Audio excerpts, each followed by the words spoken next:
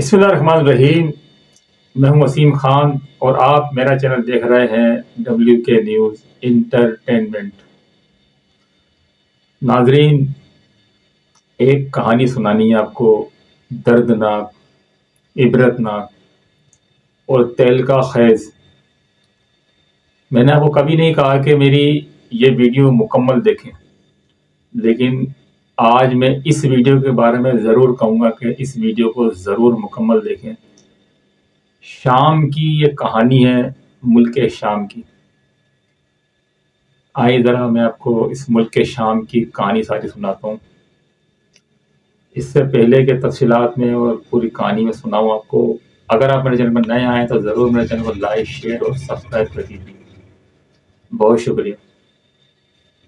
جی، شام کو قبرستان بنا رہا ہے اسرائیل. ایک طرف اسرائیلی بمباری جاری ہے تو دوسری طرف بشار الاسد ملک چھوڑ کر فرار ہو چکا. کل تک کھنڈر بنے باغی آج شام کے سیاہ اور سفید کے مالک ہیں. آپ نے سوشل میڈیا پر دیکھا ہوگا بشار الاسد کے عمل، بشار الاسد کے محل اور محل سے نکلتی ہوئی سرنگیں، اور ان سرنگوں میں محل نما کمرے، ہر کمرے میں دنیا کی ہر آسائش. بشار الاسد کے ظلم کی داستان آہستہ آہستہ سامنے آ رہی ہے. افسوس، ایسا ظلم کہ انسانیت شرما جائے، ایسا ظلم کے سننے کے بعد میں نہیں سمجھتا کہ جس کے سینے میں دن دھڑکتا ہو وہ اپنے آنسو روک سکے.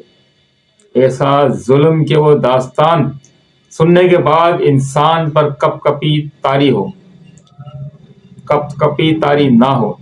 کیا سوچتا تھا، کیا سوچا تھا بشار الاسد نے؟ مرنا نہیں ہے. کیا سوچا تھا کہ یہ اقتدار ہمیشہ کے لیے مل رہا ہے؟ لیکن ظلم جب حد سے بڑھتا ہے تو مٹ جاتا ہے. جب اس ظلم کی داستان سنی تو حیرت ہوئی کہ کوئی شخص، کوئی انسان اتنا بھی ظالم ہو سکتا ہے، اتنا بھی ظلم کر سکتا ہے، ظلم کی ہر حد پار کر سکتا ہے. جی ہاں، یہ وہ دنیا کا ظالم ترین انسان ہے جس نے ظلم کی ہر حد پار کر دی. ذرا سنیں اور کپ کپائیں. اس کے ظلم کی داستان دہائیوں سے لوگ اس ظالم شخص کی جیل میں ہیں. دہائیوں سے لوگ اس ظالم شخص کی جیل میں ہیں. ایک شامی فوج کا پائلٹ جس نے حکم نہیں مانا تھا شام کے ایک علاقے پر بمباری سے انکار پر، اس کو 1982 میں گرفتار کیا گیا اور اب 2024 میں جیل سے آزاد ہوا. 43 سال کے بعد کہنا کتنا آسان ہے کہ 43 سال جیل میں گزارے، لیکن 43 سال میں جو ظلم کے پہاڑ اس شخص پر ٹوٹے، اس کا اندازہ آپ اور ہم کو لگانا بہت مشکل ہے. اس کے گھر والوں کی امید بھی ختم ہو گئی ہوگی کہ جیل میں مر گیا ہوگا یا مار دیا گیا ہوگا. یہ ظلم نہیں تو کیا ہے؟ ایک عجیب بات بتاتا ہوں. ان میں چند قیدی ایسے بھی ہیں جن کو رہائی کے بعد معلوم ہوا کہ موبائل فون بھی ایجاد ہوا. 50 سال سے قید ہیں یہ لوگ. کیا ظلم ہے یار، ظلم کی حد ہو گئی. جب جیل کا دروازہ کھول کر ایک بندے نے یہ کہا کہ چلو آپ لوگ آزاد ہو، تو ایک قیدی نے کیا کہا سنیں. کیا صدام حسین نے بشار الاسد کے خاندان کا خاتمہ کر دیا ہے؟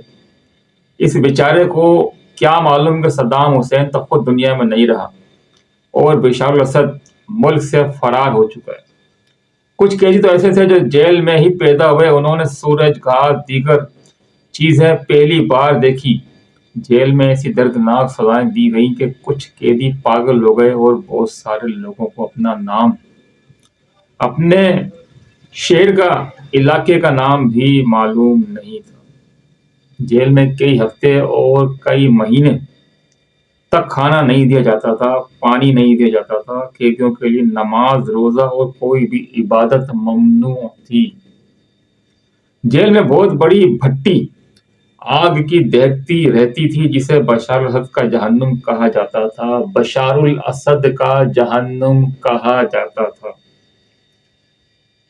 جس قیدی کو اس میں جلایا جاتا تھا تو کہا جاتا تھا کہ اسد کے جہنم میں خوش آمدید.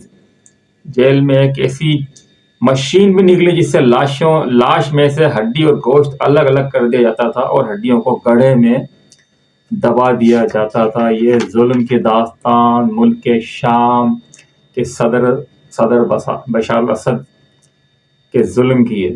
ایسا ظالم کے قیدیوں کے دانت توڑ دیے جاتے تھے. ایسا ظلم کے قیدیوں کے دانت توڑ دیے جاتے تھے اور کرنٹ کے جھٹکے دیے جاتے تھے. قیدیوں کے پیر توڑ کر ان کو دوڑنے کے لیے کہا جاتا تھا اور ان کو مرے ہوئے چوہے بھی دیے جاتے تھے.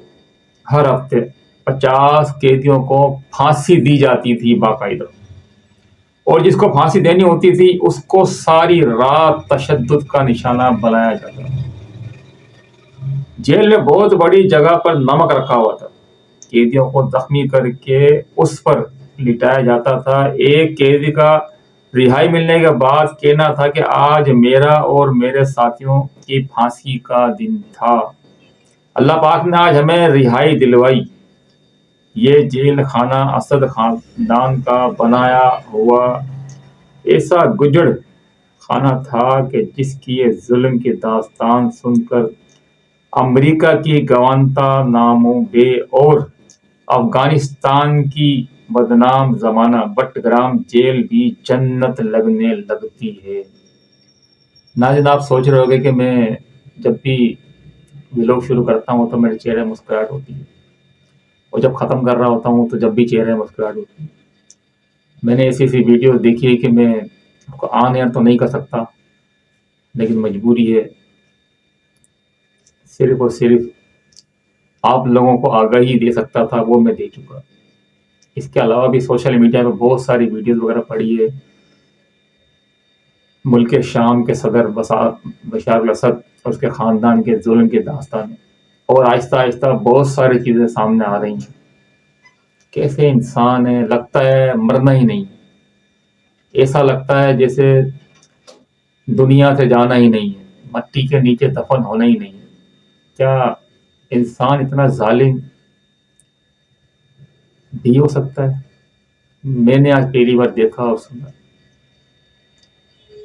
ناظرین، چینل کو لائک سبسکرائب اور شیئر کر دیجیے گا. اپنے اور اپنے والدین کا بہت خیال رکھیے گا. پاکستان زندہ باد.